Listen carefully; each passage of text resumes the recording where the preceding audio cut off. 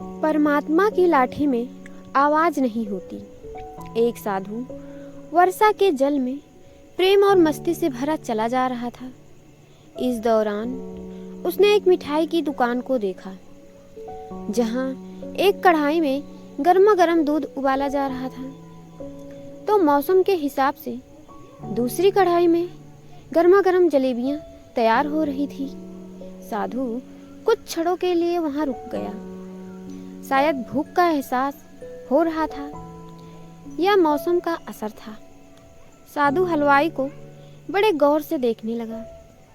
साधु कुछ खाना चाहता था, लेकिन जेब ही नहीं थी तो पैसे भला कहाँ से होते।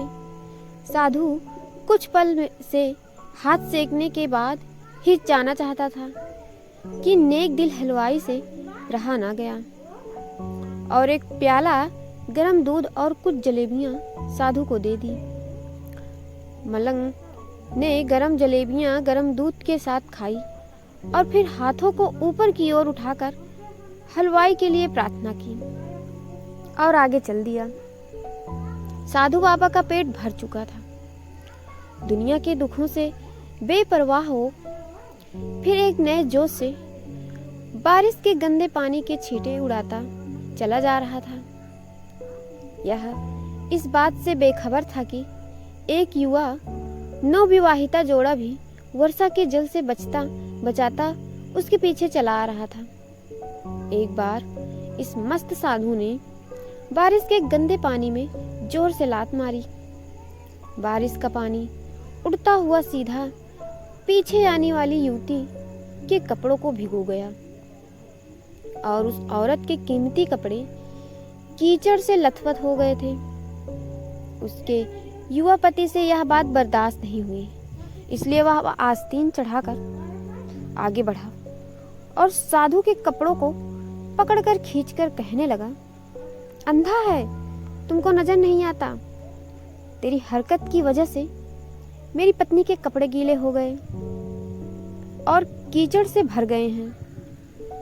साधु हक्का बक्का सा खड़ा था, जबकि इस युवा को साधु का चुप रहना नाखुशगवार गुजर रहा था।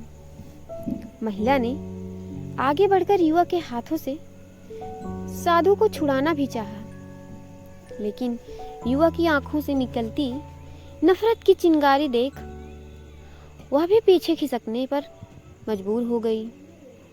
राह चलते राहगीर भी उदासीनता से यह सब दृश्य देख रहे थे, लेकिन युवा के गुस्से को देखकर किसी में इतनी हिम्मत नहीं हुई कि उसे रोक पाते।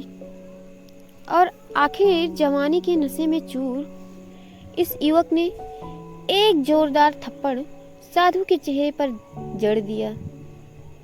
बूढ़ा मलंग थप्पड़ की ताब न झेलता हुआ लड़खड़ाता हुआ कीचड़ में जा गिरा। युवक ने जब साधु को नीचे गिरता देखा तो मुस्कुराते हुए वहां से चल दिया। बूढ़े साधु ने आकाश की ओर देखा और उसके होठों से निकला, वाह मेरे भगवान, कभी गरम दूध जलेबियां और कभी गरम थप्पड़, लेकिन तू अगर चाहे मुझे भी वही पसंद है। यह कहता हुआ वह एक बार फिर अपने रास्ते पर चल दिया। दूसरी ओर वह युवा जोड़ा अपनी मस्ती को समर्पित अपनी मंजिल की ओर अग्रसर हो गया। थोड़ी ही दूर चलने के बाद वे एक मकान के सामने पहुंचकर रुक गए। वे अपने घर पहुंच गए थे। युवा अपनी जेब से चाबी निकालकर अपनी पत्नी से हंसी मजाक करते हुए ऊपर घर की सीढ़ियां तय कर रहा था। बारिश के कारण सीढ़ियों पर फिसलन हो गई, जिसके कारण अचानक युवा का पैर फिसल गया और वह सीढ़ियों से नीचे गिरने लगा। महिला ने शोर मचाकर लोगों का ध्यान पति की ओर आकर्षित करने लगी, जिसकी वजह से उसके संबंधी और दूसरे लोग तत्काल सहायता के लिए युवक की ओर लपके और अस्पताल ले गए। युवक का सिर फट गया था और खून ही खून दिख रहा था, क्योंकि कुछ ही देर में बहुत ज़्यादा खून बहने लगा। लोगों ने दूर से आते साधु बाबा को देखा तो फिर आपस में कानाफूसी होने लगी कि निश्चित रूप से इस साधु बाबा ने थप्पड़ खाकर युवा को श्राप दिया है, तभी उसे चोट लगी। दूसरे युवकों ने यह बात सुनकर साधु बाबा को घेर लिया। एक युवक कहने लगा कि आप कैसे भगवान के भक्त हैं जो केवल एक थप्पड़ के कारण युवक को श्राप दे बैठे। भगवान के भक्त में रोष व गुस्सा हरगिज नहीं होता। आप तो जरा सी असुविधा पर भी धैर्य ना कर सके। साधु बाबा कहने लगा, भगवान की कसम, मैंने इस युवा को श्राप नहीं दिया। अगर आपने श्राप नहीं दिया तो ऐसा नौजवान युवा सीढ़ियों से कैसे गिरा कि उसे इतनी गंभीर चोट आई। तब साधु बाबा ने दर्शकों से एक अनोखा सवाल किया कि आप में से कोई इस घटना का जश्नदीद गवाह मौजूद है। एक युवक ने आगे बढ़कर कहा, हाँ, मैं इस घटना का चश्मदीद गवाह हूँ। साधु ने अगला सवाल किया, मेरे कदमों से जो कीचड़ उछला था, क्या उसने युवा के कपड़ों को दागी किया था? युवा बोला, नहीं, लेकिन महिला के कपड़े जरूर खराब हुए थे। मलंग ने फिर पूछा, युवक ने मुझे क्यों मारा? युवक कहने लगा, क्योंकि वह युवा इस महिला की प्रेमी थी और यह बर्दाश्त नहीं कर सका कि कोई उसके प्रेमी के कपड़ों को गंदा करे, इसलिए उस युवक ने आपको मारा।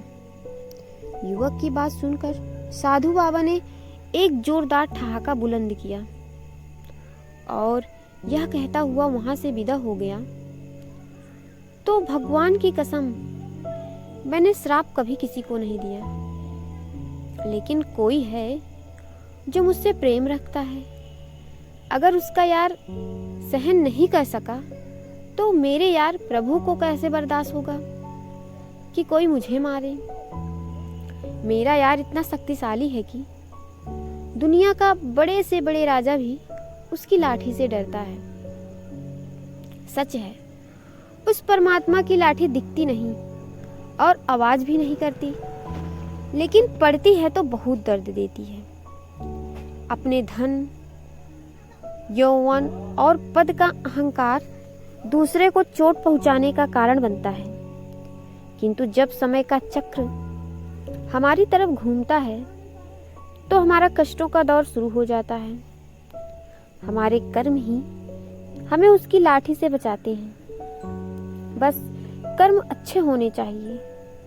किसी को भी चोट पहुंचाना, खुद चोट खाने की तैयारी करना है। हमें अपने गलत कर्मों से डरना चाहिए, क्योंकि ईश्वर की लाठी में आवाज नहीं होती। इस स्टोरी पे आपकी क्या राय है, हमें कमेंट करके जरूर बताइएगा। इस स्टोरी पसंद आए, स्टोरी को लाइक और चैनल को सब्सक्राइब जरूर करिएगा। आपका बहुत बहुत धन्यवाद।